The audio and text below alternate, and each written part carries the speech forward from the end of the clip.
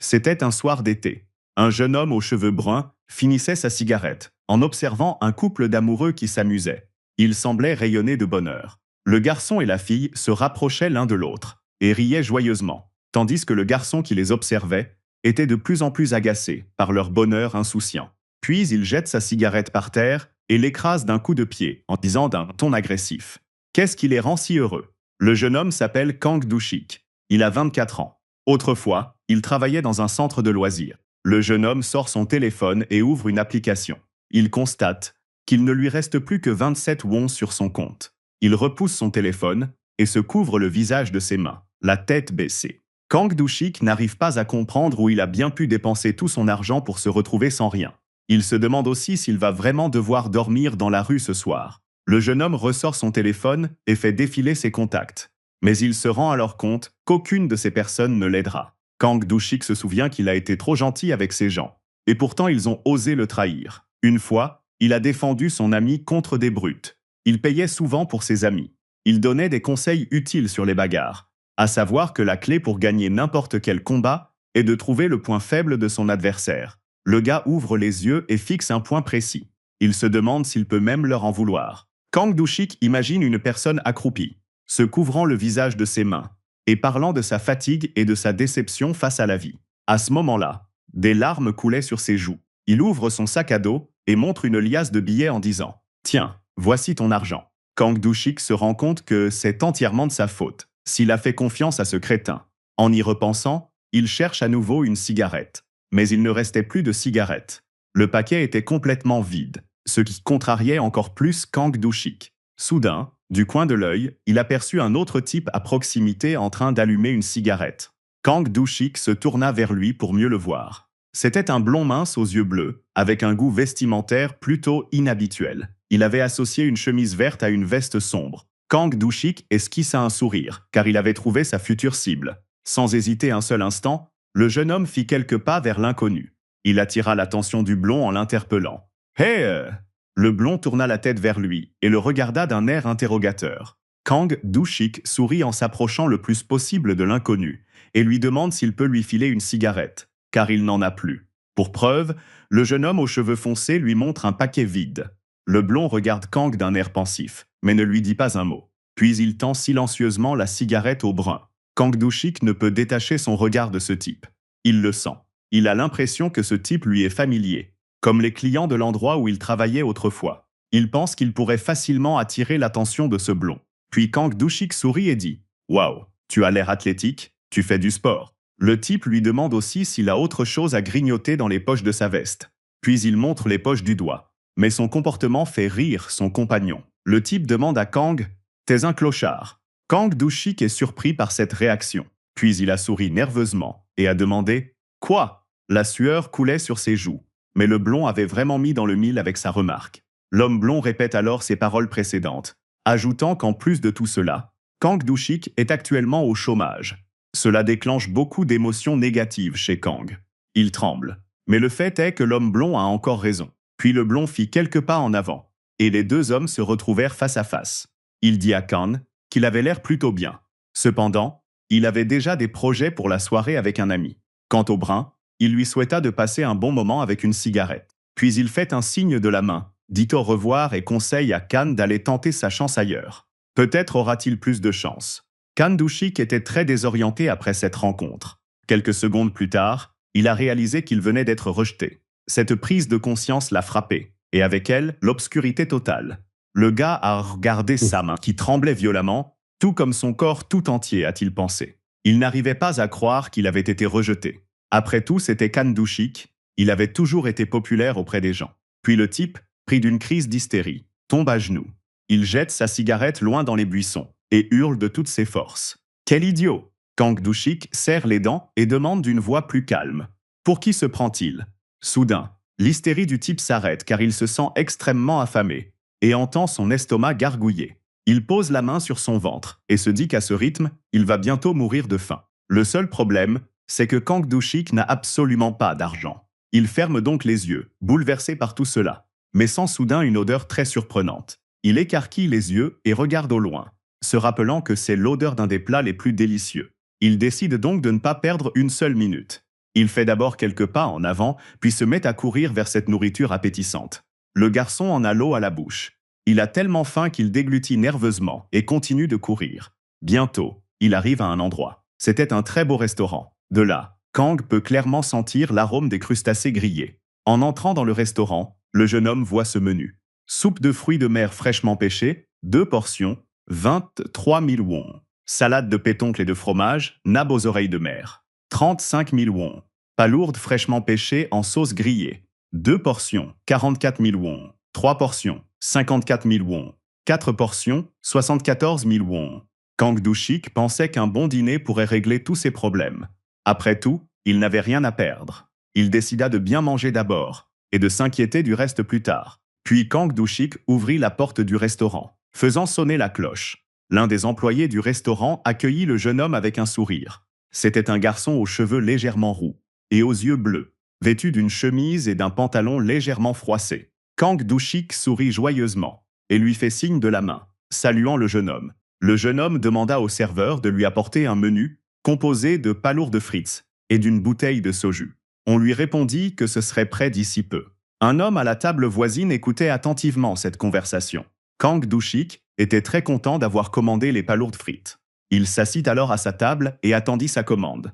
Le jeune homme jeta un coup d'œil aux autres clients et fut surpris de constater qu'il n'y avait que des hommes. Cela souleva de nombreuses questions dans son esprit. Soudain, il remarqua que l'homme aux cheveux clairs, celui qu'il venait de rencontrer et qui venait de le repousser, était également venu dans ce restaurant. Kang Do-shik se prit la tête entre les mains, car elle avait commencé à lui faire très mal. Soudain, il remarqua une affiche indiquant que l'établissement recrutait, le salaire attira particulièrement son attention. Il s'avéra que les employés gagnaient ici 1,2 million de wons par mois, mais il ne croyait pas vraiment à ces chiffres, pensant qu'il s'agissait d'une arnaque. Le jeune homme pensait juste manger un morceau sur le pouce et repartir, quand soudain un serveur s'approcha de lui et posa un verre d'eau sur la table. Kang Do-shik sursauta même, tant cela était inattendu. Le jeune homme l'a remercié, puis s'est mis à fixer nerveusement le verre. Il se demandait d'où le serveur était sorti si soudainement. Kang s'inquiétait également de savoir si le serveur avait entendu ce que Kang Do-shik avait dit au sujet de l'offre d'emploi et du salaire mentionné dans l'annonce. Lorsque le serveur s'approcha d'un de ses collègues, il lui dit que le client qui venait d'arriver semblait suspect. Alors le garçon aux cheveux roux lui demanda de le surveiller de près. En réponse, son compagnon a dit « D'accord ». Puis, le rouquin enfile son manteau et dit qu'il est temps pour lui de partir, demandant au gars en cuisine de l'appeler si quelque chose se passe. Enfin, le rouquin demanda à son compagnon de ne pas être en retard pour les autres activités nocturnes de ce soir. Le type aux cheveux clairs et aux yeux aussi bleus qu'un ciel dégagé a dit qu'il comprenait. Peu de temps après, la commande de Kang Do-shik est prête. Le même homme aux cheveux blonds s'approche de sa table et lui apporte des palourdes frites. Tout a l'air absolument délicieux. Kang Do-shik sourit joyeusement, impatient de manger dès que possible. Il a même rougi un peu et a dit « Waouh, ça a l'air vraiment délicieux ». Kang Do-shik remercie le garçon d'avoir cuisiné et se met immédiatement à manger, car il ne peut plus attendre. Kang Do-shik mange très vite et avec un appétit vorace. Il pense qu'en ce moment, c'est la seule chose qui compte dans sa vie. Au bout d'un moment, Kang Do-shik est déjà rassasié. Il se tient le ventre et déclare joyeusement que c'était merveilleux. Kang Do-shik est venu ici en suivant son instinct et ne le regrette pas du tout. Mais bientôt, il remarque que quelque chose ne va pas. D'abord, tous les clients sont partis. Et ensuite, même le personnel est introuvable. Kang Do-shik s'est écrié « C'est ma chance » et sur ces mots, il s'est précipité vers la porte d'entrée. Mais une surprise l'attendait. La porte de l'établissement était fermée à clé. Soudain, il entend une voix derrière lui. C'est le serveur qui lui a apporté sa commande. Il penche légèrement la tête et demande à Kang Do-shik s'il a tout apprécié. Kang Do-shik rit nerveusement et répond qu'il a tout apprécié, mais que la porte semble fermée. L'employé du restaurant demande au jeune homme de régler sa commande avant de partir. Puis Kang Do-shik sourit et dit « Ah oui, c'est vrai, j'avais complètement oublié ». Alors qu'il prononce ces mots, la sueur coule sur son visage. Le serveur lui indique que l'addition s'élève à 65 000 wons et lui demande de la régler. Mais Kang Do-shik ne sait pas quoi faire, car il n'a pas cette somme d'argent. Kang Do-shik se gratte le cou et explique qu'un ami est censé passer et payer dès qu'il arrivera au restaurant. Mais pour une raison quelconque, cet ami est en retard. Mais le type blond n'est pas vraiment convaincu par ces histoires. Il attend toujours que Kang Do-shik paye. Il décide alors de poser une question directe. « Tu n'as pas d'argent, n'est-ce pas ?» Kang Do-shik est surpris par tant de franchise. Il baisse les yeux mal à l'aise et reste silencieux. Le serveur comprend immédiatement. Il tourne le dos à Kang et dit « Je vois, tu étais nerveux quand tu as commandé. C'est ce qui t'a trahi. » Le serveur fait remarquer que maintenant, même la tentative de fuite de Kang a échoué. Il ne reste donc plus qu'une seule option pour résoudre la situation d'une manière ou d'une autre. Quand Douchik fait un pas lent mais large vers l'employé du restaurant et lui demande « Alors, qu'est-ce que tu vas faire? Tu veux vraiment appeler la police ?»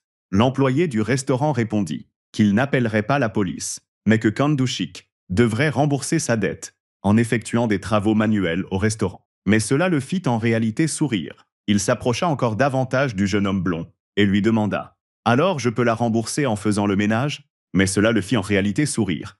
Il s'approcha encore plus près du jeune homme blond et lui demanda « Pourquoi tu ne l'as pas dit plus tôt ?» Kang Douchik acquiesça et répondit en souriant qu'il était prêt à rembourser sa dette honnêtement. Le blond retira brusquement sa main de celle de Kang Douchik, ce qui laissa Kang légèrement perplexe. Puis le type, déconcerté, s'écria « Tu as perdu la tête? Qu'est-ce que tu crois faire ?» Kang Douchik resta sur ses positions. Il demanda « N'est-ce pas ce que tu voulais dire ?» Le blond continua de crier « Non, ce n'est pas ce que je voulais dire. Tu es juste malade. Je voulais dire que tu devrais au moins faire la vaisselle pour me rembourser. » Puis le type blond tourna le dos à la brune et s'éloigna rapidement en disant qu'il allait sans aucun doute appeler la police. Kang Douchik lui cria alors maladroitement « Attends, ne pars pas !» L'employé du restaurant, furieux, a déjà composé le numéro de la police. Il dit « Allô, c'est la police ?» Mais Kang Douchik essaie de l'arrêter. Il dit qu'il acceptera de faire la vaisselle, juste pour que le type raccroche. Soudain, les garçons entendent frapper à la porte. Derrière la porte se trouve une foule d'hommes en tenue de sport. Ils jetaient des regards menaçants à travers la vitre. L'homme au milieu du groupe fumait même. Kang Douchik regarde vers la porte, se demandant qui sont ces types. Au même moment, le blond tient un téléphone d'où l'on entend la voix d'un policier. « Allô, monsieur ?» Le blond baisse la tête et demande à Kang de quitter les lieux rapidement. Puis, perplexe, Kang Douchik demande « C'est pas toi qui voulais que je fasse la vaisselle ?» Le blond répond d'une voix plus calme qu'il paiera lui-même. Puis, après une brève pause, il dit à Kang Douchik de simplement sortir de là. Kang Douchik est extrêmement surpris par cette réaction. Il continue de fixer le type du regard. Finalement, Kang Douchik quitte le restaurant. Après tout, c'est mieux pour lui de ne pas avoir à payer ni à nettoyer. Pour rembourser sa dette, il descend les escaliers. Kang Douchik se promenait dans la ville de nuit. Il se demandait ce qui avait bien pu passer par la tête de ce type, pour qu'il se comporte de manière si étrange, et qu'il décide même de payer pour lui. Les étoiles ornaient déjà pleinement le ciel nocturne. Elles étaient si nombreuses, et elles brillaient toutes de 1000 feux. Certaines étoiles filaient. Si on les regardait, on pouvait faire n'importe quel vœu, et il se réaliserait sûrement. Kang Douchik leva les yeux et contempla les étoiles avec intensité. Il était captivé par leur beauté, les trouvant tout simplement magnifiques. Pendant ce temps, un chat noir passa à ses pieds. Il s'arrêta brièvement en voyant Kang Douchik et l'eau qui coulait sur le sol. Bientôt, le type s'écrie joyeusement, disant qu'il n'arrive même pas à croire à quel point il a de la chance. Il a réussi à obtenir un dîner gratuit. Le type dit « Kang Douchik, petit salaud, comment as-tu eu autant de chance ?» tout en sautillant de joie. Il s'écrie également « Vous avez tous vu ça. Alors envoyez-moi sur Mars. Je suis prêt à parier que je pourrais aussi manger gratuitement avec les extraterrestres. » Pendant ce temps, les passants le regardent comme s'il avait un peu perdu la tête. Kang Douchik entendit une notification sur son téléphone et tendit la main pour l'attraper. Il sortit son téléphone et le déverrouilla. Il était curieux de savoir qui lui avait envoyé un SMS à un moment pareil. C'était Lee Chung-bae. Il avait écrit « Hyung, j'ai transféré l'argent que je t'avais emprunté la dernière fois. Pourquoi ça a pris autant de temps? Et puis, Madame Yoni te cherche partout. Réponds à mes appels, s'il te plaît, Hyung. Ça ne te ressemble pas. » Kang Douchik resta figé contre le mur. Il se demanda ce qu'il devait faire maintenant. Dans le passé, une boîte de nuit. Un homme, légèrement rougi par l'alcool, vêtu d'une élégante chemise et d'une cravate, regardait avec intérêt la prestation de Kang Douchik. Il sourit et dit que Kang Douchik était encore plus beau que d'habitude aujourd'hui. En entendant ces mots, Kang Douchik se sentit au sommet du monde et demanda « Vraiment ?» Savourant clairement les compliments qui lui étaient adressés. Il posa nonchalamment sa joue sur sa main et dit avec un sourire confiant qu'en fait, c'était l'homme qui était bien plus séduisant. Puis l'homme lui donna un généreux pourboire et lui donna une tape amicale sur l'épaule, lui demandant d'arrêter de le mettre dans l'embarras. D'autres clients aux tables voisines observaient la scène se dérouler. L'homme à lunettes s'approcha du blond assis à côté de lui et lui prit la main. Le blond demanda à son ami s'il voulait commander d'autres boissons. L'homme répondit qu'il avait déjà commandé des boissons chères. Le blond se contenta de soupirer. Tout ça ira dans la caisse du bar, pas dans ma poche. Puis le blond s'est penché en avant et s'est mis à gémir. Il a dit qu'il avait vraiment besoin d'argent pour retourner à l'université, mais qu'il ne gagnait presque rien.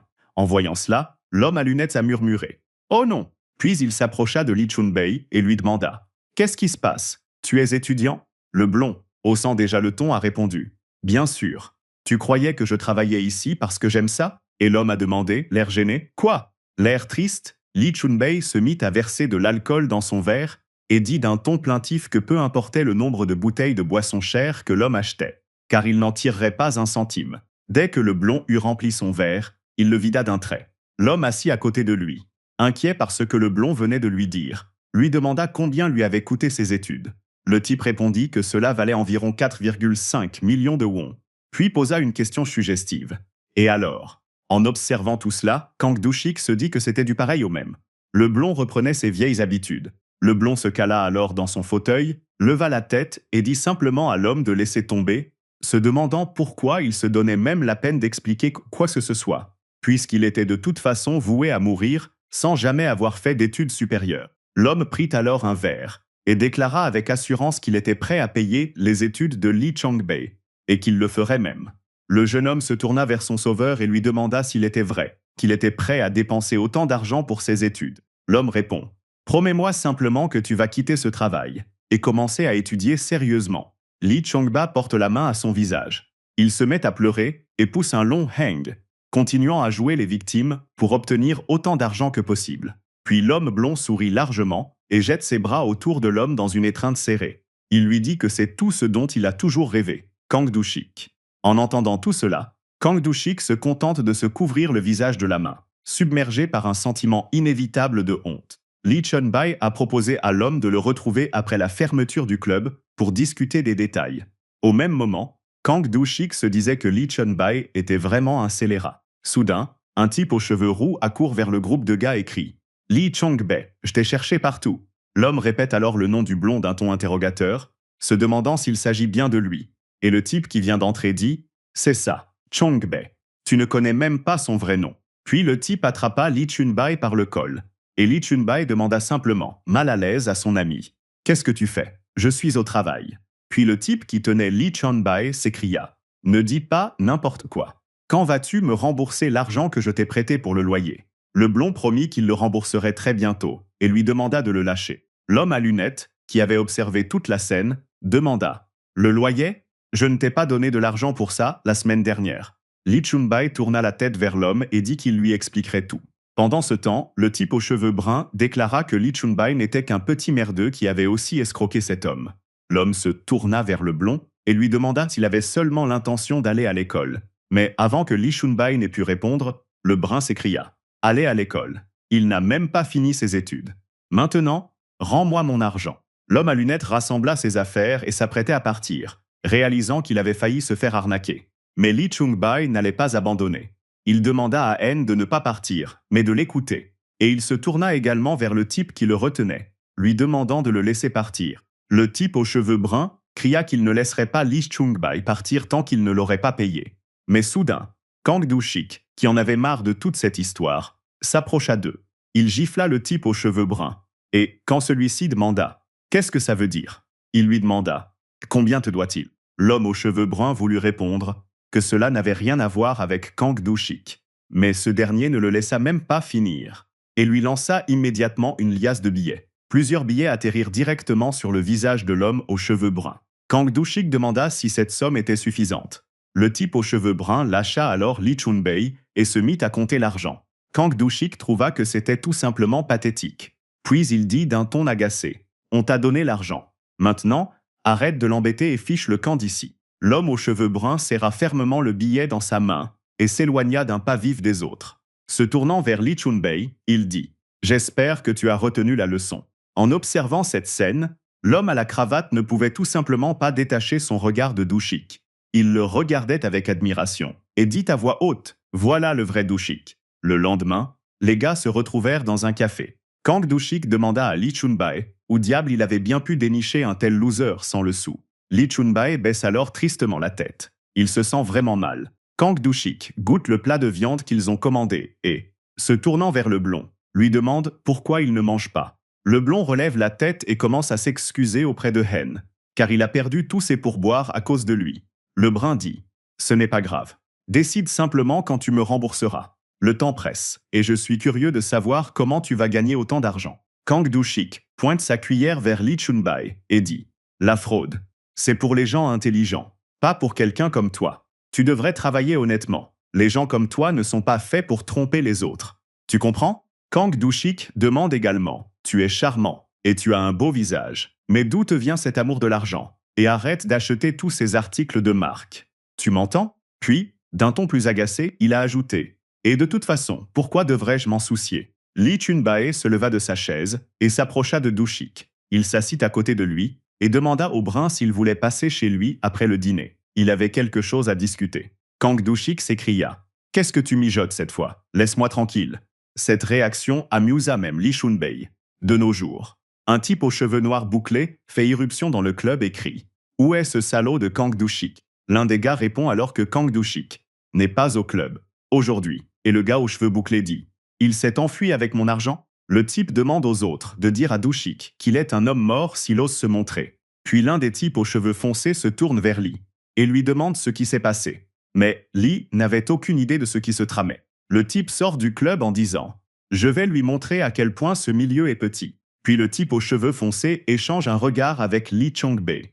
Ils réalisent tous les deux que Kang Dushik est dans de beaux draps. Li Chunbae était très inquiet pour le type. Il tenait son téléphone, envoyait un message à Dushik et attendait une réponse. Kang Dushik fronça les sourcils et fixa le message d'un regard noir, en réfléchissant. Le type s'accroupit et baissa la tête. Il se rend compte qu'il a creusé sa propre tombe. Il se demande comment il a pu laisser les choses en arriver là. Mais bientôt, il se releva d'un bond et leva les mains, criant que le moins qu'il puisse faire était de payer son repas. Il retourne à ce restaurant et tire sur la poignée de la porte, se demandant s'ils sont fermés maintenant. Cela semblait étrange à l'homme, car les lumières à l'intérieur étaient toujours allumées. Kang Dushik supposa qu'ils étaient peut-être simplement en train de faire le ménage, ce qui expliquait pourquoi les lumières étaient allumées. Le type s'approcha de la porte blanche comme neige. Il décida de l'ouvrir pour vérifier si elle était verrouillée ou non. Dès qu'il tourna la poignée, la porte s'ouvrit en grand, révélant un spectacle incroyable.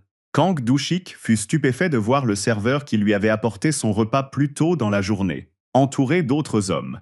Ils préparaient ensemble des cocktails de fruits. Kang Dushik était extrêmement surpris. Soudain, il sentit quelqu'un lui marcher sur le pied. Quand il se retourna, il vit l'homme qui se tenait à la porte du restaurant plus tôt dans la journée. L'homme lui dit « Hé, je me fiche de ce que tu veux. Dépêche-toi et mets-toi dans la file. » Kang Dushik a alors demandé « Quoi ?» Soudain, il se rend compte que tous les hommes rassemblés ici ont désormais tourné leur attention vers lui. Apparemment, ce sont eux qui font la queue. Kang Dushik rit nerveusement. Il n'aurait jamais pu imaginer une chose pareille. Puis il s'éloigne de tous ces types en marmonnant. C'est quoi ce restaurant bizarre? Il arriva bientôt chez lui. La première chose qu'il décida de faire fut de prendre une douche pour se rafraîchir après cette journée.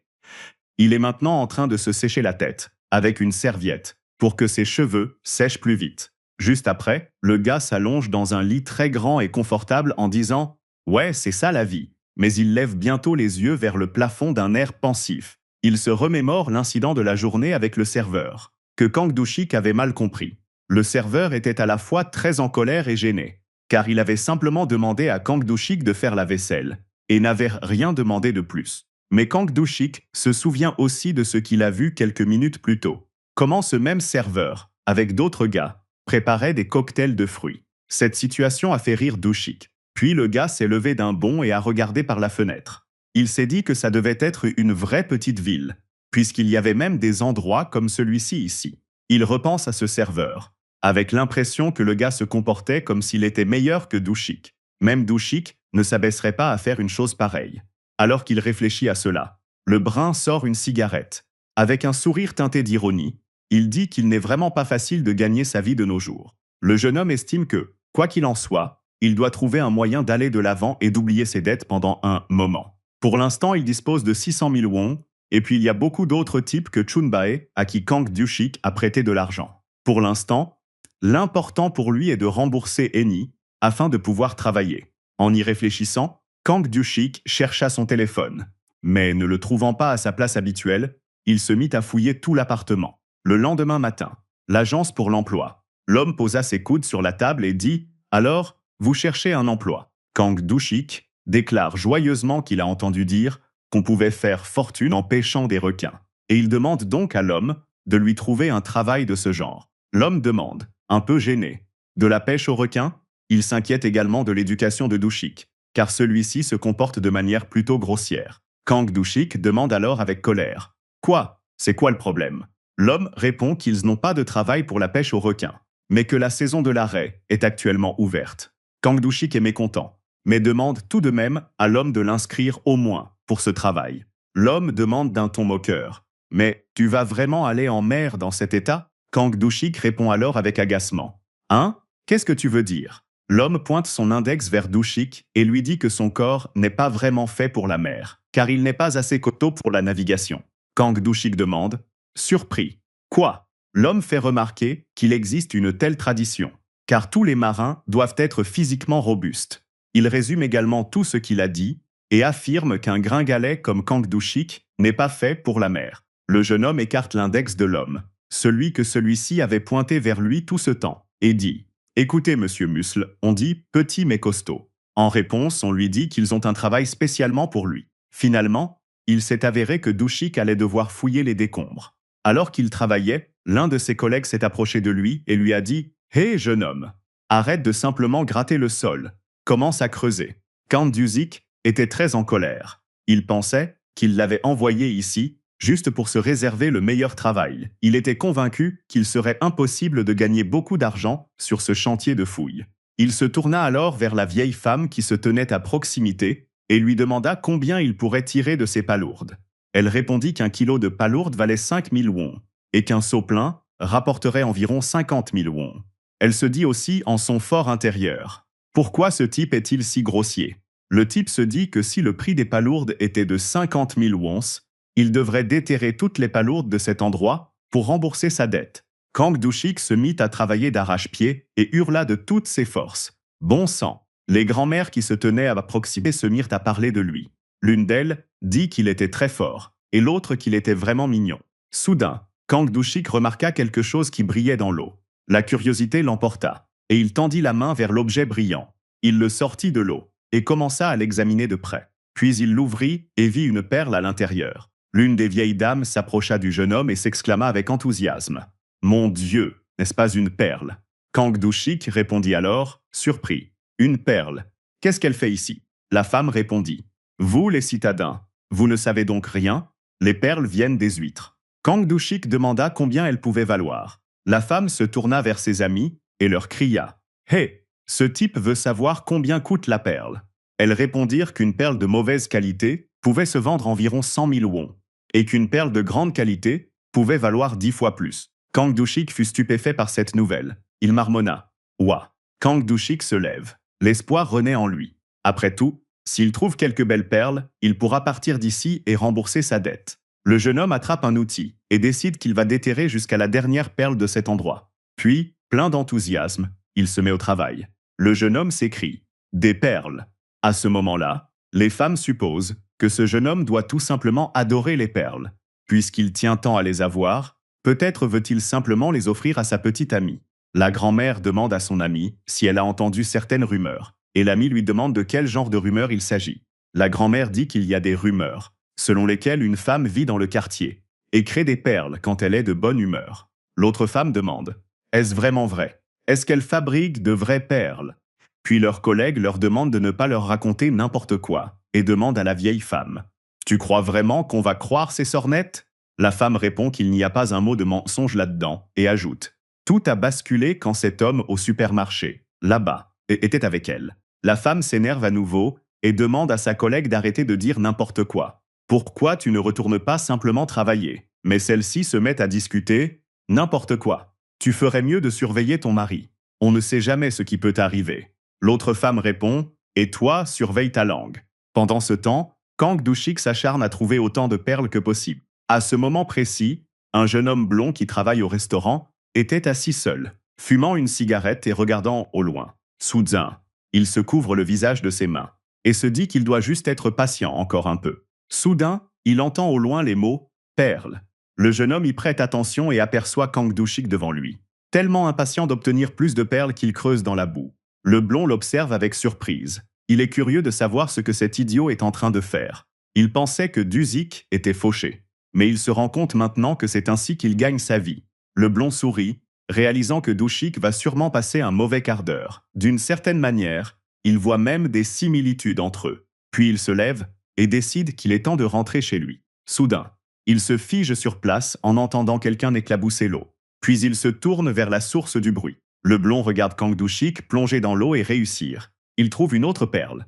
Le type rayonne de bonheur, tandis que l'employé du restaurant est sous le choc de ce qui se passe. Les événements de cette nuit-là. Le blond et les autres hommes préparaient des cocktails de fruits. Mais ce n'était pas tout.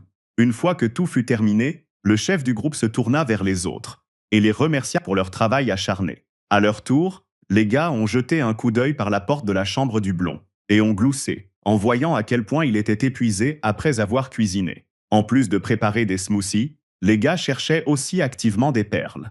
Maintenant, ils remettent toute la récolte du jour à leur patron, qui les remercie. Il prend le sac de perles et les examine attentivement. Puis, le gars debout à côté de lui a demandé au patron « Ça ne suffit pas ». Et le patron a ri en répondant « Non, de quoi tu parles ?» L'homme se tourne vers le patron et lui demande d'y aller mollo avec l'un de ses subordonnés, car il est un peu susceptible. Le patron continue de rire et dit à l'homme de ne pas commencer, car il leur est toujours reconnaissant pour leurs efforts, et il est reconnaissant envers chacun de ses employés. Il promet à l'homme qu'il s'occupera de lui dès qu'il entrera dans le restaurant demain matin.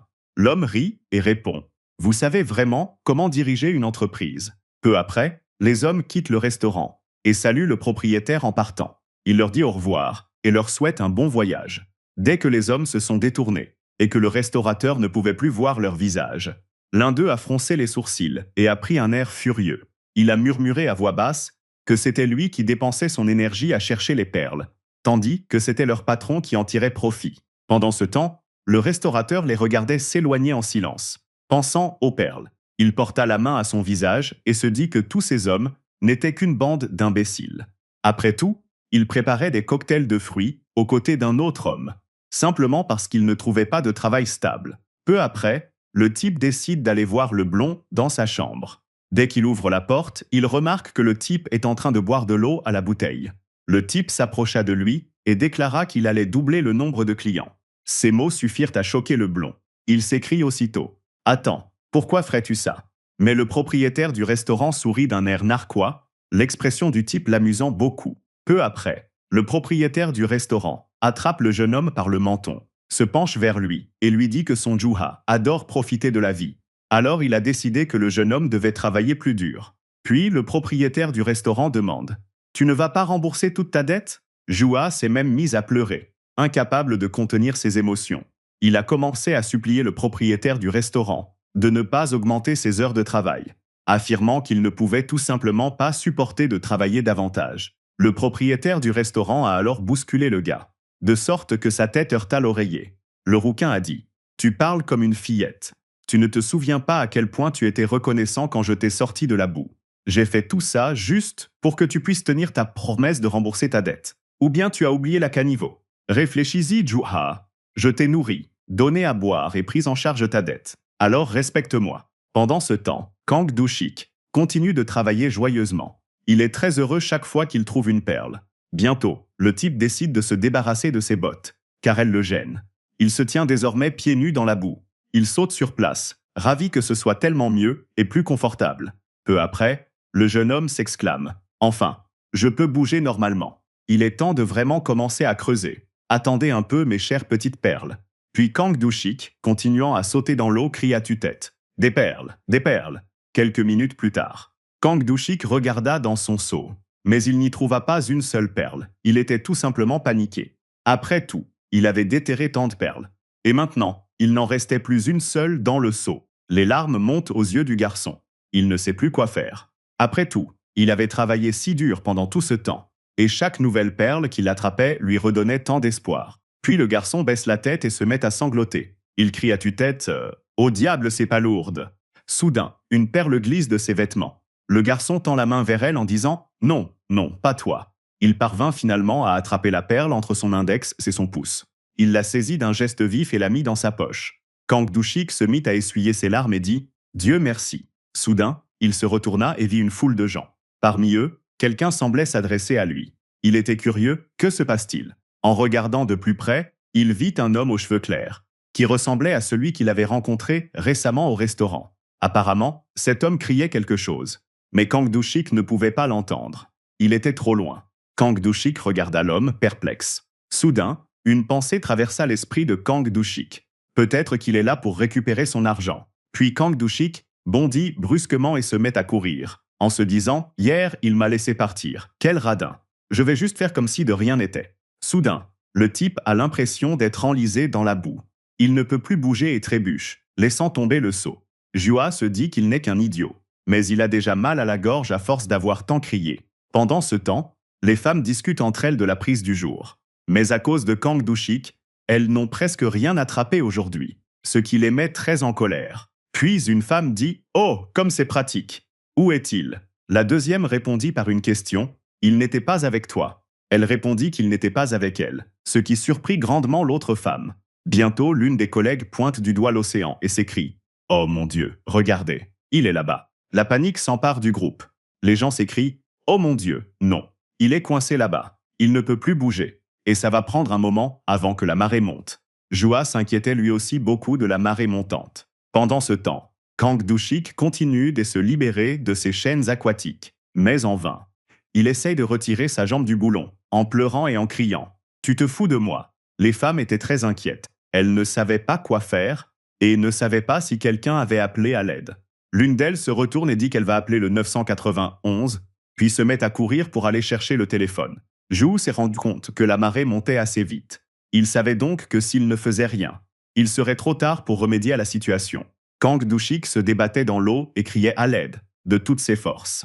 Juhu enlève sa veste, se préparant à aller aider Do-shik. En même temps, il se dit que d'ici un instant, ce type va le rendre fou. Juhu ne prit aucun risque.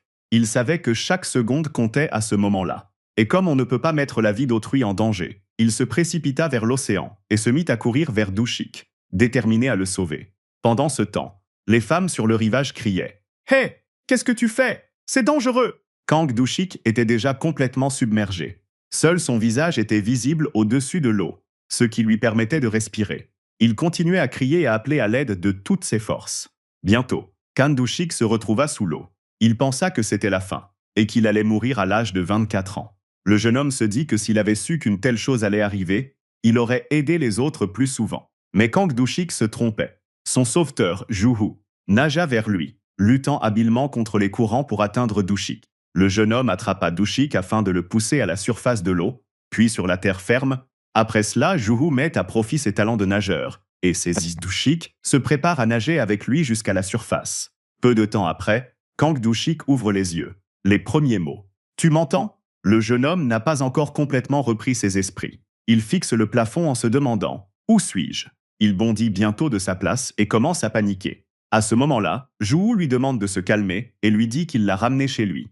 Juhu sort un verre et commence à le remplir d'eau. Kang Do-shik demande « Pourquoi as-tu » Mais avant qu'il n'ait pu finir sa phrase, Juhu lui tend le verre d'eau en disant « Tiens, prends ça ». Kang Do-shik prend le verre et commence à boire l'eau. Alors qu'il la boit entièrement, Juhu lui demande « Tu n'as donc aucun instinct de survie ?»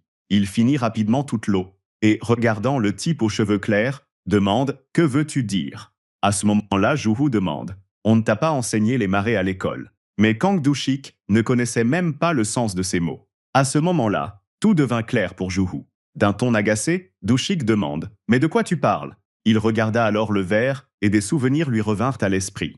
Il avait failli se noyer et quelqu'un l'avait sauvé. Le jeune homme demanda « Attends, n'est-ce pas toi qui m'as sauvé à l'époque ?» Juhu continua à ramasser ses vêtements. Au même moment, Kang Do-shik détourna la tête, pris de honte, et remercia le type en disant qu'il semblait lui être redevable une fois de plus, puisqu'il l'avait sauvé pour la deuxième fois. Juhu dit « Je crois que tu as parlé d'un ami la dernière fois. Tu es ici en voyage ?» Se détournant de Juhu, le type répondit « J'ai l'air d'être ici pour m'amuser ?» Juhu regarde le brun et lui demande ce qui l'a amené dans cette petite ville.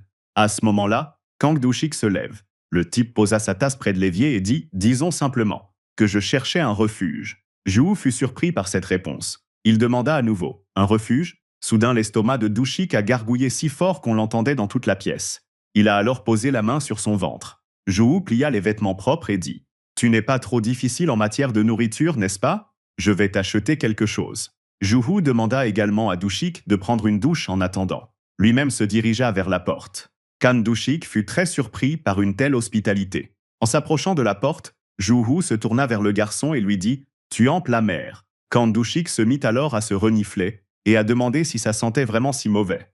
Zhu ne fit que le confirmer, en disant que Douchik empestait. Lui-même se préparait à partir et enfilait ses chaussures. Avant de partir, Zhu dit « Au fait, il n'y a rien à voler ici. Alors reste assis tranquillement. » Kang Douchik lui répondit en criant « Je n'avais pas l'intention de voler quoi que ce soit. » « Pour qui me prends-tu » Kang Douchik demanda à Zhu où se trouvaient les toilettes, et celui-ci répondit qu'elle n'était pas loin de la table. Mais il n'eut pas le temps de finir sa phrase, car il fut choqué par ce qu'il vit. Juste devant lui, Kang Douchik a commencé à retirer sa chemise mouillée. Zhu a crié très fort, effrayé. « Qu'est-ce que tu fais ?» Et Kang Douchik répond qu'il lui a lui-même dit de prendre une douche. Alors voilà, il s'y prépare. Kang Douchik demande « Ou bien tu prends ta douche tout habillé ?» Puis, gêné, Zhu se détourne de lui et dit que tout ça n'a aucune importance et qu'il s'en va tout de suite. Zhu panique face à tout ce qui se passe, tandis que Kang Douchik lui demande de se calmer et de ne pas en faire toute une histoire. Zhu ferme la porte et entend depuis la chambre d'amis. « Achète quelque chose de bon, d'accord ?» Zhu était gêné. Il remarqua que Kang Douchik avait apporté une grosse pomme pour grignoter pendant qu'il attendait. Zhu secoua la tête, stupéfait par ce type. Pendant ce temps, Kang Douchik était déjà sous la douche. Il gloussa, pensant que Zhu était clairement déstabilisé, à en juger par sa réaction intense. Zhu était déjà arrivé au magasin. À la caisse, il prit exactement 19 000 wons. Le garçon revenait du magasin, pour une raison qu'il ignorait. Il était sûr que Kang Douchik mangerait tout ce qu'il lui donnerait. Soudain, Zhu entendit un miaulement au milieu de la rue. Il descendit la rue à la recherche de la source du bruit. Il ne tarda pas à la trouver. C'était une petite chatte noire, si belle et si affectueuse. Elle s'approcha immédiatement des pieds du garçon et les effleura de sa patte, se dressant sur ses pattes arrière. Zhu s'accroupit et regarda le chat de près. Il demanda « Qu'est-ce qui ne va pas? Tu as faim? Où est ta maman ?» Il vit des larmes dans ses beaux yeux de chat et ne put s'en aller. Le garçon demanda au chat d'attendre et se mit à fouiller lui-même dans son sac pour trouver quelque chose de bon à lui donner. Soudain, il sentit des doigts effleurer ses cheveux et entendit quelqu'un dire « Tiens, tiens, regardez qui nous avons là. » Lorsque Zhu se retourna, il reconnut l'homme avec lequel ils avaient préparé des smoothies aux fruits. L'homme sourit narquoisement, voyant une peur sincère dans les yeux du jeune homme. Zhu s'écrie avec colère « Lâche-moi, enlève tes mains de moi. » L'homme avait arrêté Zhu parce qu'il voulait vraiment préparer d'autres cocktails de fruits. Il avait déjà sorti un délicieux fruit pour s'y mettre. Mais Zhu n'était pas content. Peu importe combien de fois il disait qu'il ne voulait pas faire de cocktail, cela n'arrêtait pas l'homme du tout. Une seule chose l'arrêta. La femme entendit un chat noir miauler et sortit vers lui. Elle cria au chat d'arrêter de miauler si fort. La femme s'accroupit à côté du chat et lui donna une friandise. Elle demanda au chat de manger et de partir. Mais elle remarqua alors que, pour une raison quelconque, l'animal ne mangeait même pas. Soudain, la femme se retourna, car elle avait entendu un bruit étrange. Juste à côté d'elle, l'homme passa en courant. Il avait décidé de partir, car il n'avait pas réussi à se préparer un smoothie aux fruits sans témoin. La femme se leva et s'avança. Tout au fond, elle remarqua Zhu accroupi et tremblant de peur. Peu après, Zhu rentra chez elle et prépara de délicieux ramen pour Douchik. Douchik en fut très heureux. Il s'écria avec joie « Yopi, des ramen !» Puis il demanda à Zhao comment il savait qu'il adorait les ramen. Il se tourna vers Zhu et dit « Il n'y a rien de mieux que des ramen chauds après une dure journée, pas vrai ?» Après cela, le gars regarda autour de lui et se rendit compte qu'il n'y avait pas de kimchi. Il demanda à Zhu où était passé le kimchi et comment il était censé manger des ramen sans ça. Le kimchi est un mélange de légumes fermentés et assaisonnés, principalement du chou chinois. Zhu a répondu d'un ton agacé « Mange, c'est tout ». Kang Douchik a alors répondu « D'accord ». Il a pris le bol et les baguettes et s'est mis à manger. Le type se sentait mal à l'aise. Il se demandait pourquoi le comportement de Zhu avait tant changé. Peut-être avait-il fait quelque chose de mal. Peut-être avait-il demandé trop. Au moins, c'était très bon. Kang Douchik s'en réjouissait certainement. Puis Kang Douchik regarda autour de lui et pensa « J'ai l'impression que Zhu vit ici tout seul. Et cet endroit semble trop grand pour une seule personne. » Il doit faire environ 33 mètres carrés. Kang Do-shik se dit que ça coûterait assez cher de séjourner à l'hôtel juste pour dormir. Alors ce serait une bonne option pour lui de convaincre Joo de le laisser dormir dans son appartement pour une nuit. Avec ses pensées en tête, le jeune homme se lève et s'approche de Joo. Il dit « Que dirais-tu si je ?»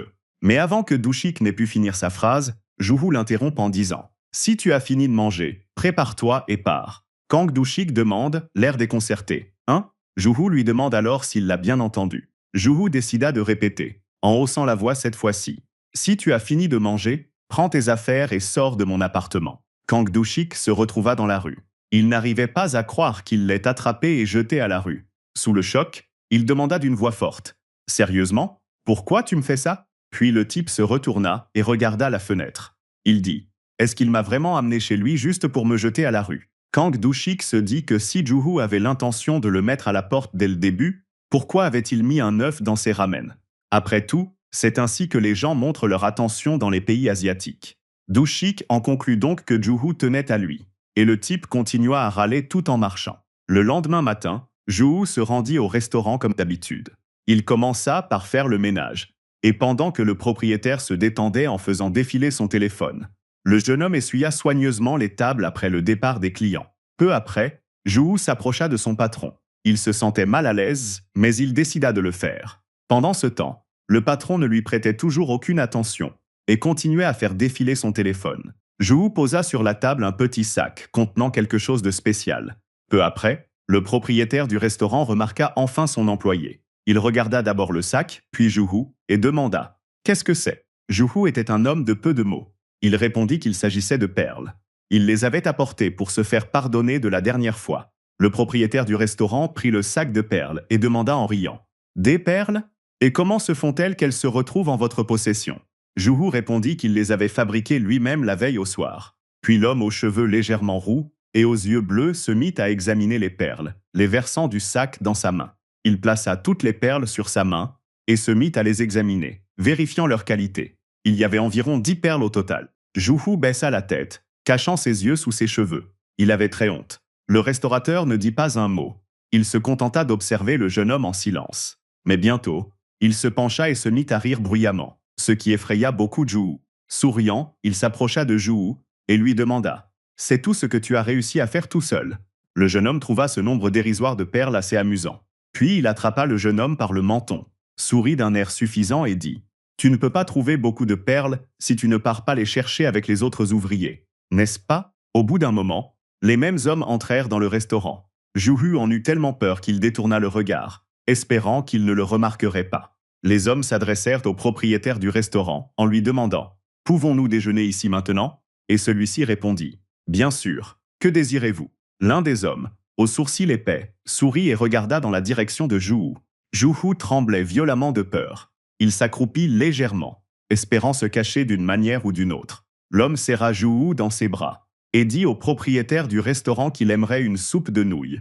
Tous les autres se mirent à rire, et l'un d'eux dit que, dans ce cas, il prendrait 3 bols de soupe entiers, un pour chacun d'entre eux. Puis l'homme se mit à caresser les cheveux de Joo et se tourna vers ses amis en disant « Ouais, exactement. » Le restaurateur répondit en souriant « Parfait, ça arrive tout de suite. » Puis les hommes lui tournèrent le dos et l'un d'eux dit « Super !» et ajoutez-y un petit quelque chose de la maison. Alors que le restaurateur se dirigeait vers la cuisine, il dit à Joo que ces hommes étaient ses clients du jour et qu'il devait donc se comporter du mieux possible. À ce moment-là, la sueur coulait sur le visage de Joo. Il était tellement nerveux. Le soleil brillait de 1000 feux dans un ciel dégagé, créant une atmosphère chaleureuse. Kang Do-shik fit quelques pas, puis s'écria « Bon sang, qu'est-ce que je suis censé faire maintenant ?»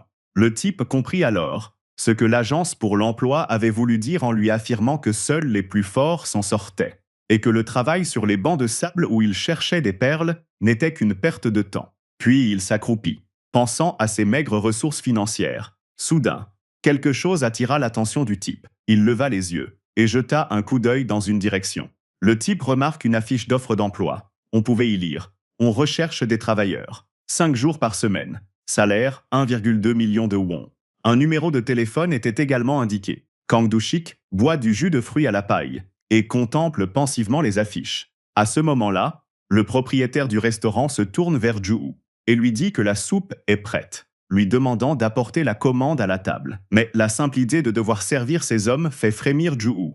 Le garçon se mit à bégayer. Je me disais juste que... L'un des hommes jette un coup d'œil à Ju-Hu, anticipant le moment où le garçon s'approchera d'eux.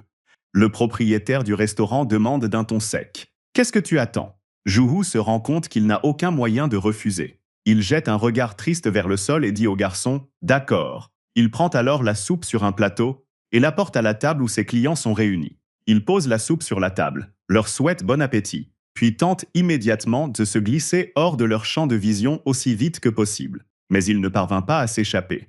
L'un des hommes, apparemment le chef du groupe, se tourna vers lui et lui dit « Assieds-toi ». Ju-Hu se figea sur place. Il déglutit nerveusement, sachant déjà à quoi s'attendre de la part de ces types. Ju-Hu leva les yeux et vit son patron le fixer d'un air sévère, les bras croisés. L'homme attendait que Ju-Hu passe à l'action. Ju-Hu était terrifié, car il comprit que, d'une manière ou d'une autre, il devait maintenant aller s'asseoir à côté de ces hommes. Le garçon se retourna et marcha lentement vers leur table. Il déglutit nerveusement et tremblait encore. Arrivé à la table, il s'assit à côté des hommes. L'un d'eux, celui qui l'avait appelé, dit « Bien joué, c'est ça l'esprit ». Pendant ce temps, les autres baissèrent la tête et se mirent à rire aux éclats en regardant Ju-Hu. L'homme s'approcha de Ju-Hu d'un air enjoué et lui ébouriffa les cheveux, déclarant que Ju-Hu était son préféré et qu'il était un excellent travailleur. L'un des hommes fit remarquer que Ju-Hu n'avait pas seulement un beau visage, mais qu'il était aussi très travailleur. Puis le deuxième rit et demanda à Ju-Hu s'il était bien sûr d'être un homme, vu qu'il était si calme et modeste. L'homme assis à côté de Ju-Hu fronça les sourcils et dit « Comment peux-tu dire ça ? Il est bien plus sérieux que tu ne le penses. » L'homme décida de montrer sa supériorité et d'intimider Ju-Hu. Cependant, il ne put continuer, car Kang Du-shik s'interposa soudainement entre Ju-Hu et lui. Kang Du-shik annonça qu'à partir de maintenant, il travaillerait comme serveur dans ce restaurant, et demanda également à l'homme s'il avait assez d'argent pour commander à manger ici. Kang Du-shik lui demanda s'il était satisfait de la qualité du service. Le propriétaire du restaurant était tout simplement stupéfait par ce qui se passait. Il observait la scène, bouche bée de surprise. Ju-Hu dit « Hé !» Et Kang Du-shik lâcha aussitôt l'homme, qui se plia en deux de douleur à cause du coup que Du-shik lui avait asséné. Puis, furieux, il hurle « Mais qu'est-ce que tu fais, bon sang ?» Kang Du-shik demande, surpris « Moi », en faisant semblant de ne pas comprendre. Puis il brandit le prospectus qu'il tient dans ses mains et annonce qu'il travaille désormais ici. Ju-Hu fut très surpris. Il s'écria « Quoi ?» Le propriétaire du restaurant intervient également et demande au type ce qu'il entend par là. Puis Kang Du-shik dit « Oh, c'est donc vous le patron ici ?» Le type sourit largement et se présenta en disant « Je m'appelle Kang Du-shik. J'ai 24 ans et je n'ai pas peur de la galère. Quels que soient vos besoins, je suis toujours à votre service. » Ju-Hu était tout simplement abasourdi par cette tournure des événements. L'homme à table était furieux. Il a crié de toutes ses forces. « Vous vous moquez de moi ?» Puis il s'est tourné vers le propriétaire du restaurant qui a dit « Hé, monsieur Chue, qui est ce gamin ?» Mais le propriétaire du restaurant ne connaissait pas Du-shik. Des gouttes de sueur perlaient même sur ses joues. Il demanda « Que se passe-t-il ici ?» Soudain, l'homme entend une voix derrière lui. « Oh mon Dieu, il fait tellement froid ces derniers jours. Mais ici, on se réchauffe en un clin d'œil. » Au même moment, de l'autre côté, également derrière lui, il entend une voix. « Oh mon Dieu, je meurs de faim. » À proximité, l'une des femmes âgées demande « Pouvons-nous nous asseoir à une table, jeune homme ?» En entendant tout cela, le propriétaire du restaurant se rend compte que Kang Du-shik lui a amené tant de nouveaux clients. Le jeune homme s'exclama « Oui, asseyez-vous où vous voulez. » Mais les hommes étaient en colère face à une telle réponse. L'une des filles dit « Dieu merci. Nous étions dans une situation assez délicate, car nous avions oublié de réserver une table. Vous nous avez vraiment sauvés. » Chouet répond « Pas de problème. » Et cela fait que l'homme, à présent, le restaurant n'est plus aussi vide qu'auparavant. Beaucoup de gens se sont rassemblés autour des tables, attendant leur commande, discutant sans cesse de tout et de rien, créant une ambiance animée. Kang Du-shik est très surpris. Il n'avait aucune idée du nombre de personnes qui viendraient ici. Il encourage Ju-Ha en lui donnant un petit coup d'épaule et en lui disant « C'est bondé aujourd'hui ». Mais Ju-Ha ne s'est toujours pas remis du choc. Le propriétaire du restaurant a fixé en silence, pendant quelques secondes, l'homme aux cheveux foncés qui venait d'arriver. L'homme venait d'annoncer qu'il travaillait désormais ici, et le propriétaire se sentait mal à l'aise face aux hommes avec lesquels il avait précédemment conclu un accord concernant Ju-Ha. Il prend rapidement une décision. Il demande à Du-shik d'enfiler un tablier et de se mettre au travail. Immédiatement après ces mots, le type se retourne et se dirige vers son bureau. tandis que l'homme court vers lui voulant l'arrêter. Il crie fort. Quoi? Et Kang Do-shik s'incline poliment et remercie le type. L'homme attrape Shui par l'épaule et demande Attends. Et moi? Alors Shui s'arrête alors et regarde dans sa direction. Il se tourne entièrement vers l'homme et lui demande de se calmer. Il dit que c'est l'heure de travailler, mais l'homme se contente de demander, indigné. Quoi? Kang Do-shik passe son bras autour des épaules de l'homme et lui dit qu'il a l'air un peu irrité et qu'il aurait besoin de se détendre. Il pose sa main sur l'épaule de l'homme et ajoute « Allons-y, monsieur ». Kang Do-shik demande à l'homme de faire attention la prochaine fois et de surveiller avec qui il s'engage afin de ne pas avoir d'ennui. Peu après, Kang Do-shik appelle Son Ba et lui demande de venir, afin qu'il puisse lui expliquer tous les tenants et aboutissants du travail. Kang Do-shik pose la main sur les épaules de Jua et demande à son aîné par où commencer, puisqu'il n'en est qu'à son premier jour de travail. Jua lui répond alors « Pourquoi es-tu si poli aujourd'hui ?» Tout ce qui s'est passé fait trembler l'homme. Il ne peut tout simplement pas accepter la défaite. Pas cette fois-ci. Juhu se retourne, mais détourne rapidement le regard pour que l'homme ne puisse pas voir son visage. L'homme était tellement en colère que son visage tout entier était rouge de rage. Il serra les dents de toutes ses forces et grogna comme un animal sauvage. Immédiatement après, il bondit sur ses pieds et se dirigea vers la porte, l'ouvrit de toutes ses forces et sortit en courant. Ses subordonnés lui crièrent « Patron !» La nuit tomba. La journée de travail était terminée. Kang Do-shik était content que le travail soit fini, car il était extrêmement fatigué. À la fin de la journée, ses articulations avaient commencé à lui faire très mal, et il ne comprenait pas comment Juhu arrivait à gérer tout cela toute seule.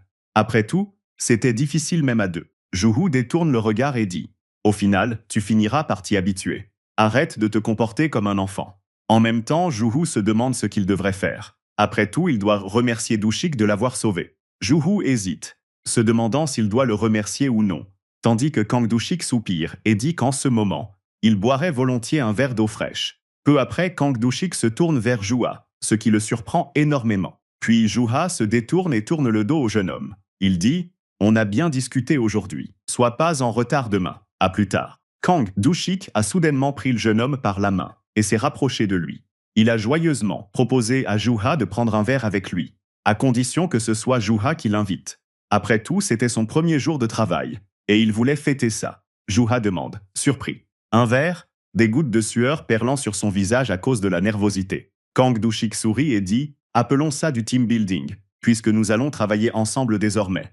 Et comme tu es mon Sunbae, c'est toi qui paies. Puis Jua baisse les yeux et remarque que le brun lui tient la main. Il réfléchit à la proposition de l'autre. Jua se souvient de ce qui s'est passé par le passé. Comment Kang Do-shik avait retiré ses vêtements mouillés dans sa chambre, sans paraître particulièrement gêné. En se remémorant tout cela, Jua se sentit mal à l'aise et confus. Puis il retira brusquement sa main de celle de Do-shik, baissa la tête et s'écria « Je ne tomberai pas dans tes pièges !» Do-shik est tout simplement choqué par cette réaction. Il voulait établir une relation de travail, mais Juhu le traite ainsi. Alors Kang Do-shik s'écrie « Quoi ?» Jua se détourna brusquement de lui et se mit à courir dans la direction opposée.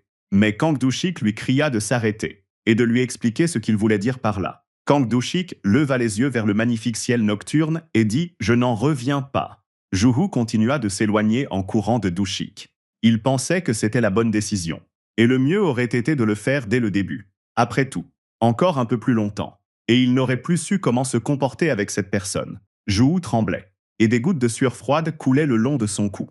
Il se serra fort dans ses bras pour se calmer, et il s'interrogea sur ce qu'il venait de dire. Puis ses yeux bleus clairs s'illuminèrent et il pensa « Et pourtant, où suis-je » La question involontaire resta suspendue dans l'air, tandis que le jeune homme élancé inspectait ce recoin, entièrement recouvert d'un enchevêtrement de câbles et de conduits de ventilation.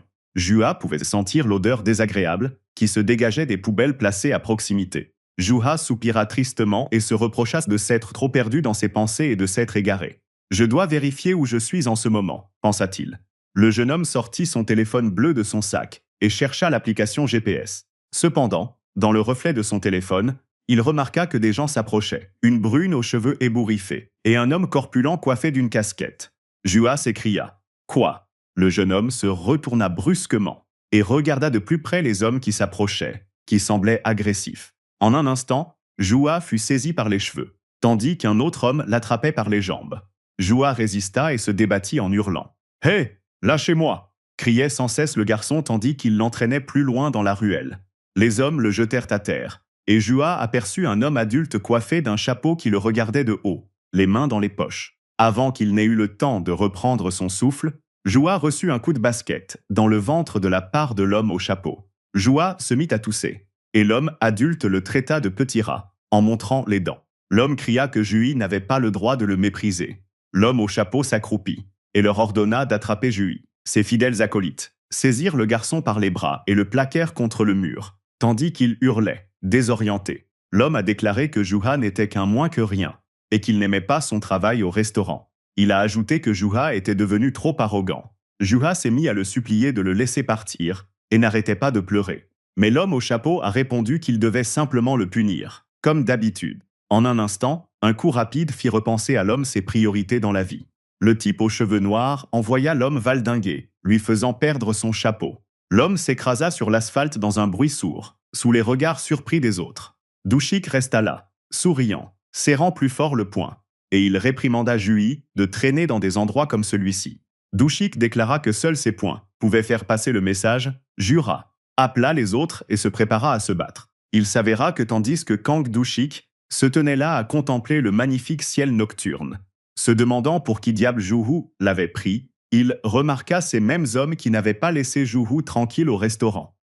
Finalement, Kang Douchik sauva Juhu et ne décida que plus tard comment punir ces hommes comme il se doit. Il sortit un téléphone bleu et demanda aux hommes de poser pour une photo compromettante sous un éclairage peu flatteur. Il leur demanda également de se rapprocher les uns des autres, afin que la photo soit aussi honteuse que possible. Kang Douchik dit « Bon, à trois, regardez l'appareil photo et dites Kimchi ». À ce moment-là, Juhu était assis dans un coin, essayant de ne pas regarder le spectacle. Sinon, ses yeux n'auraient tout simplement pas pu le supporter. Pour couronner le tout, Kang Douchik a également roué de coups les hommes. Leur laissant des ecchymoses sur le visage, lorsqu'ils ne lui répondaient pas, il se tournait vers eux d'un air menaçant et leur demandait « Vous êtes sourds ?» Puis, il s'est précipité vers les hommes et a commencé à leur donner des coups de pied parce qu'ils ne prononçaient pas le mot kimchi. Juhu se sentait mal à l'aise face à ce qui se passait. Il décide d'intervenir. Se relevant, Juhu s'approche de Douchik et lui demande d'arrêter, car tout va bien maintenant et cela n'est plus nécessaire. Douchik remarque les traces des blessures sur Juhu, puis il se tourne à nouveau vers les hommes. Il crie « J'espère que vous avez retenu la leçon. J'ai gagné. Finissons-en et séparons-nous. Qu'en dites-vous » Très vite, les hommes s'en vont en larmes.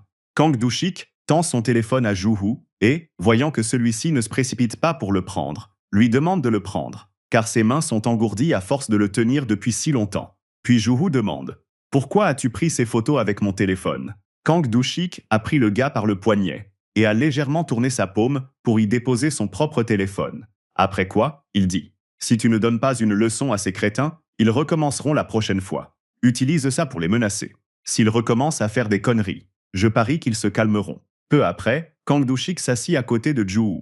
Le type aux cheveux clairs demanda à Douchik s'il était vraiment un voyou. Puis Douchik répondit « De quoi tu parles? T'as déjà vu un gangster aussi beau gosse ?» Puis Kang Douchik se mit à s'admirer. Il dit « Pour être honnête, je suis tellement magnifique que tout le monde est sous le choc quand il voit mon côté fort. On pourrait appeler ça mon charme caché. » Juhu observe avec surprise et perplexité Kang Douchik se vanter. Il se rend compte que Douchik ne manque pas de confiance en lui. Bientôt, Juhu baisse la tête et se met à rire aux éclats en entendant ces mots. Alors Kang Douchik tourne la tête vers lui et lui demande « C'est vraiment si drôle que ça ?» Juhu rit jusqu'aux larmes, ce qui surprend grandement Douchik. Puis Juhu sourit joyeusement et se tourne vers Douchik. Il regarde le brun droit dans les yeux et dit « Tu voulais boire un verre ?» Juhu répond « Pour fêter le début de notre collaboration. » Kang Douchik est très surpris par ces mots, car Juhu se comportait comme s'il était une autre personne. Mais bientôt, Kang Douchik sourit largement, ravi que leur relation se soit finalement améliorée, et répond « Bien sûr ». Le soir même, les garçons se sont rendus dans un bar pour fêter le début de la carrière de Douchik, et peut-être le début d'une solide amitié entre hommes. Juhu ouvre une bouteille et sert immédiatement un verre à Douchik. Il lui demande « Au fait, tu n'as vraiment peur de rien ?» Le brun pose les mains sur la table et répond qu'il est du genre à rendre l'appareil. Puis Juhu lève les yeux et regarde d'un air interrogateur l'homme aux cheveux foncés. Kang Douchik répond en souriant « Tu m'as sauvé, tu as oublié ?» Immédiatement après, Kang Douchik porte le verre à ses lèvres et commence à boire. tandis que Juhu, qui avait observé toute la scène, rougit même légèrement de gêne. Juha était très gêné. Il détourne le regard de l'homme et dit « Bref, ils étaient trois. » Peu après, Kang Doo-sik dit « Crois-le ou non, je faisais du sport quand j'étais gamin. J'étais le meilleur de l'école. Je me faisais souvent entraîner dans toutes sortes de bagarres. » Tout en parlant, le gars fixait l'amuse-bouche et trouvait qu'il avait l'air plutôt appétissant. Puis Jua s'exclama qu'à en juger par ses histoires, Kang Doo-sik était en fait un tyran. Mais Kang Doo-sik répondit « Non, n'importe quoi. Personne ne m'a jamais cherché. » Jua se mit lui aussi à boire de l'alcool. Il demanda à Doo-sik pourquoi il avait arrêté de s'entraîner. Kang Doo-sik mange et dit qu'il n'en est pas sûr, mais que quelque chose a mal tourné. Peu après, Doo-sik fronça les sourcils et s'approcha du gars. Il demanda « Au fait, pourquoi ces crétins n'arrêtent s'en prendre à toi ?» Puis Juhu regarde son verre et dit qu'il n'en sait rien. C'est juste que quelque chose a mal tourné quelque part. Kang Doo-sik sort une bouteille et remplit le verre de Juhu à ras-bord. Avec une pointe d'ironie, il dit « Tu es ennuyeux. C'est pour ça que ces salauds ne cessent de te tourner autour. » Kang Doo-sik dit « Tu es peut-être trop jeune pour comprendre ça, mais si tu te comportes comme un idiot. » Mais avant que le type n'ait pu finir, Juhu l'interrompt en disant qu'il a 25 ans. Kang Doo-sik en fut extrêmement surpris. Il demanda à nouveau à Juhu s'il était vraiment plus âgé. Puis Juhu lui demanda « Pourquoi es-tu si surpris ?» Doo-sik explique que Juhu a l'air si jeune. C'est pourquoi il avait supposé que Juhu était plus jeune que lui. Doo-sik demande à Juhu s'il a fait son service militaire. Et Juhu se détourne en riant et demande à Doo-sik d'arrêter. Doo-sik demande à Jua de ne même pas imaginer qu'il l'appellera Yon, simplement parce qu'il est plus âgé. Le blond répond alors que son nom est Jua. Jua rougit légèrement et regardant Doo-sik droit dans les yeux dit « Jinjua, c'est mon vrai nom. » Kang Doo-sik fut surpris et répéta le nom. Un instant plus tard, Doo-sik rit et dit que Jinju ressemblait à Pearl, ce qui était un prénom assez étrange. Jua rit avec lui. Soudain, Juha se cogna la tête contre la table. Kang Doo-sik fut très surpris et s'écria que Juha lui avait vraiment fait peur. Doo-sik se lève de sa chaise et commence à vérifier si Juha s'est endormi. Il lui tapote doucement le dos, espérant que le gars se réveille, puisqu'il n'a pas encore payé leur boisson. Doo-sik commence à s'inquiéter. Il crie « Tu fais ça exprès, n'est-ce pas ?» et essaie de réveiller Juha. Voyant que toutes ses tentatives pour réveiller Juha sont vaines, Doo-sik s'accroupit, désespéré, et se couvre le visage de ses mains, réalisant qu'il va probablement devoir payer toutes les boissons lui-même. Peu après, Doo-sik se retourne en criant « Attends une minute son sac !» Alors qu'il s'approche de Jua, le jeune homme entend quelques mots indistincts, et lorsqu'il demande à Jua de répéter ce qu'il a dit, il entend un « merci » murmuré. Doo-sik répond d'une voix légèrement agacée « Bonne nuit !» Peu après, Doo-sik paie les boissons avec l'argent qui se trouvait dans le sac de Jua. Il soulève le garçon de sorte que Jua s'accroche à lui, posant ses mains sur les épaules de Doo-sik et le porte. Jua murmure doucement « J'ai tellement froid !» À ce moment-là, Doo-sik lui jette un coup d'œil, l'air gêné. Peu après, Dzik et Juha arrivent chez eux. Doo-sik est tellement content qu'il soit enfin arrivé. Les rues étaient si déroutantes qu'il avait erré pendant un long moment. Doo-sik n'arrive pas à croire que Jua se soit évanoui après un seul verre d'alcool. C'est ridicule rien que d'y penser. Doo-sik avait déjà enlevé ses chaussures et aidait maintenant Jua à retirer ses baskets, qui dormait toujours profondément. C'est seulement à ce moment-là que Kang Doo-sik remarqua involontairement à quel point Jua avait l'air paisible dans son sommeil. Les joues roses, le visage détendu. Doo-sik s'arrêta un instant, ne s'attendant pas à le voir aussi calme. Doo-sik se pencha pour vérifier si le garçon respirait normalement. Mais Juha se mit soudain à pleurer et supplia Doo-sik, en larmes, de ne pas le toucher. Doo-sik fut extrêmement surpris par ce comportement, mais il comprit ce qui pouvait en être la cause. Le lendemain matin, les garçons étaient déjà arrivés au travail. Doo-sik s'affairait à laver la vaisselle jusqu'à ce qu'elle brille.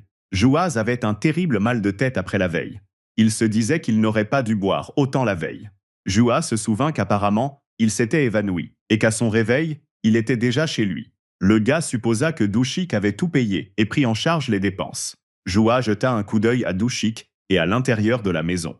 La nuit avait apparemment été difficile pour lui, mais ce qui le dérangeait le plus, c'était que Doo-sik était resté silencieux toute la journée. Juha se sentait un peu mal à l'aise à ce sujet. Peu après, Doo-sik posa un flacon de médicaments verts devant le gars. Lorsque Juha demanda « C'est quoi ?» il répondit que le gars s'était évanoui hier après un seul verre et qu'il ne se sentait toujours pas bien. Alors il lui suggéra de boire le médicament pour calmer son estomac. Juha prit le flacon et l'examina attentivement, remarquant qu'il provenait de leur restaurant. Doo-sik répondit que c'était le seul qui restait et qu'il pensait que Juha en avait davantage besoin pour le moment. Douchik se tourna vers sa compagne et lui demanda si ces hommes étaient passés aujourd'hui. La réponse fut non. Puis Douchik sort une paire de ciseaux et, en riant, demande à Juha pourquoi il ne prendrait pas les ciseaux pour se défendre avec. Peu après quoi, le propriétaire du restaurant s'approche des deux hommes. Il leur demande depuis quand ces deux-là sont si proches. Kang Douchik salue le patron d'un air enjoué et lui dit qu'il attendait qu'ils viennent, tandis que Juha n'est pas tout à fait aussi content de voir Shui. Kwe s'approche des garçons. Il chuchote à Juha de venir le voir après son service, car il doit finir son travail. Après cela, le propriétaire du restaurant se tourne vers Douchik et dit « Excuse-moi, je suis venu ici pour dire quelque chose à Juha. On dirait que tu as beaucoup de questions, mais malheureusement je suis très occupé. S'il y a quelque chose que tu ne comprends pas, demande à Juha. » Peu après, le propriétaire du restaurant s'approche de Douchik et lui dit qu'il a un superbe petit costume qui lui va vraiment bien. Puis le propriétaire du restaurant se dirige vers la sortie en disant « Pendant mon absence, surveille le restaurant, d'accord ?» Le soir même, une fois que les gars ont fini leur service, Juha s'apprête à partir. C'est alors que Douchik demande au gars s'il est sûr de vouloir y aller tout seul. Juha répond « Occupe-toi de tes affaires ou rentre chez toi. » Douchik se tourne vers lui et lui dit « Pas besoin d'être grossier pour un rien. » Douchik s'éloigne rapidement de Juha, en disant « Juste au moment où je pensais qu'on s'entendait bien, il se met à se comporter comme un crétin. On verra bien. » Juha marcha devant, il avançait d'un pas vif, mais entendit bientôt des pas derrière lui. Cela fit se figer le type sur place. Une sueur froide coula sur son visage. Le type se souvint des paroles de Juha, qui lui avait dit qu'il pouvait prendre les ciseaux pour se défendre. Alors il plongea la main dans sa poche pour les en sortir. Soudain, quelqu'un attrapa Juha par l'épaule et le tira vers lui. Juha cria « Lâche-moi » et brandit brusquement les ciseaux vers la personne pour se défendre. Juha ferma les yeux très fort et balbutia « Pourquoi ? Pourquoi tu n'arrêtes pas de me suivre ?» Soudain, il entendit la voix de Douchik et ouvrit brusquement les yeux. Il vit Douchik qui lui souriait, juste devant lui, avec un peu de ketchup qui lui coulait sur le visage. Le gars dit « Tu apprends vite !» Juha s'écria « Mais qu'est-ce que tu fais ici ?» Douchik sursauta même devant un cri aussi fort. Douchik répondit que lorsque Juha était parti, il avait l'air d'une souris effrayée, et que c'était pour cela qu'il n'avait pas pu le laisser tranquille.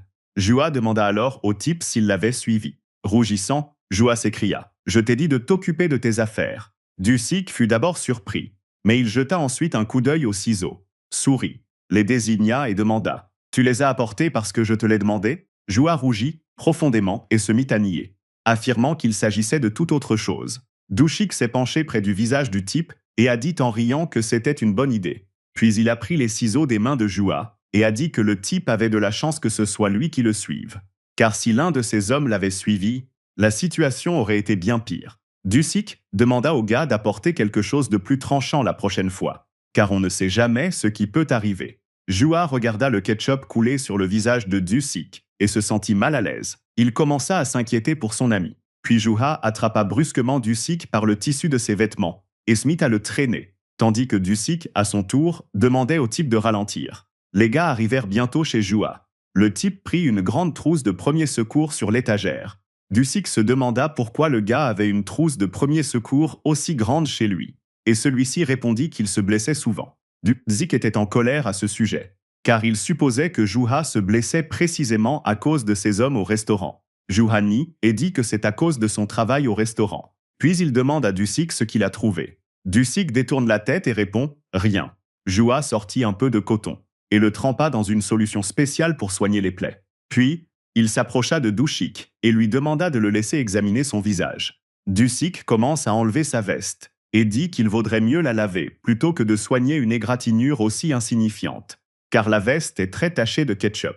Juha sort alors un miroir et le tend à Douchik pour qu'il puisse voir son reflet et évaluer la taille de l'égratignure. Douchik commence à paniquer. Au même moment, Juha lui dit que c'est précisément pour cette raison qu'ils doivent soigner cette égratignure sur son visage. Douchik baisse la tête et se met à gémir, pensant que tous ses jours de gloire, dus à sa beauté, sont révolus. Juha explique alors que pour éviter une cicatrice, l'égratignure doit être soignée immédiatement. Puis il demande à Douchik de ne pas bouger, pendant qu'il applique la pommade sur son visage. Dès que Juha a touché l'égratignure avec un coton, Douchik s'est immédiatement couvert le visage de la main et a crié que ça piquait terriblement. Juha, à son tour, a tapoté l'épaule de Douchik et lui a demandé d'arrêter de pleurnicher. lui demandant où était passé le gars qui avait vaincu 3 hommes tout seul.